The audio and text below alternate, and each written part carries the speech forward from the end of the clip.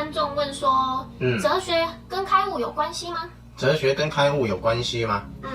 哲学是一种理论，它是一种辩证，我们用头脑去想心理的状态，或者事情的状态，或者这个世界存在的一种意义等等，所有这些事情，然后用一种辩证的方式去作为一种理论。我们可以把佛学归纳成哲学的一种，这个是没有问题的。但是哲学跟开悟是完全没有关系的，因为哲学的层面是在于探讨与辩证，是在于头脑里面的事情，而开悟正好跟头脑完全没关系，因为头脑里面存在的所有都是信念，而哲学运用的也是很多信念加在一起去辩证啊等等。开悟是离开这些信念的，离开信念才是登出的方向，而使用信念就不是登出的方向。哲学还是在使用信念去作为一种论证这个范围里面。就是有问题才有答案嘛。对，有问题有答案，然后并且根据问题我们来讨论啊、辩证啊等等。哲学会落在这样的一个范围。那像哲学对开悟有帮助吗？哲学对开悟有帮助吗？有时候一些论证，我们对开悟，它是厘清一些状态，那厘清一些道理，但是到了最后，我们还是要完全离开所有的道理。即使是佛学，你走到最后，我们也要把佛学完全的抛弃，然后才来登出。因为佛学它也是一些信念所组成的一个架构，你不能靠信念的架构去离开信念，你到了最后也要把信念放下来。所以离开信念才是登出的一个架构，才是开悟的。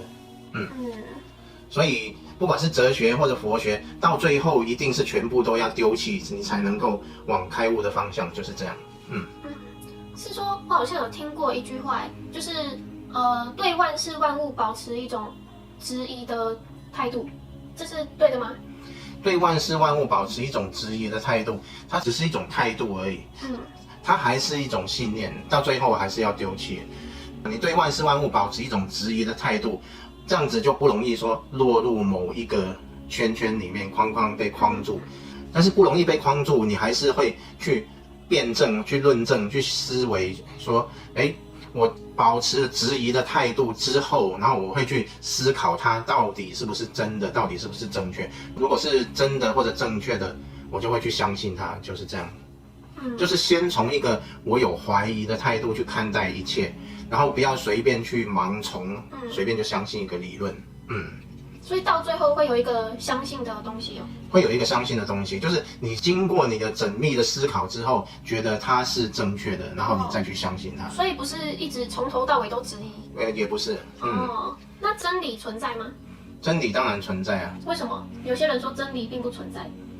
真理不存在的论点，不知道是为什么。简单的说，这样子好了，真理如果不存在这一条是真的话，那么真理不存在就是真理。那所以怎么可能没有真理呢？这个就不可能的事情。如果世界上没有真理，这一条是真正的真理的话，那这一条就是真理了。那所以世界上一定有真理啊。所以真理到底是什么？真理到底是什么？真理具备的就是要有永恒性，要有不毁坏性，这就是真理。既然它是真理，它一定不会因为时间经过而改变，它是真理嘛。如果经过时间，比如说，我今天想吃鸡腿，这样是不是真理？这样绝对不是真理，因为我可能明天就想吃排骨，那这条真理就变了。会随着时间而改变的就不是真理。所以真理具备永恒性，光这一点，世界上所有的事情都做不到。所以所有的事情都不是真理。那到底是什么才做得到？就是我们的觉察。我就知道。对啊。这个我们从很早就开始，好像第1集还是第2集就已经讲过了。第3集，我也忘了。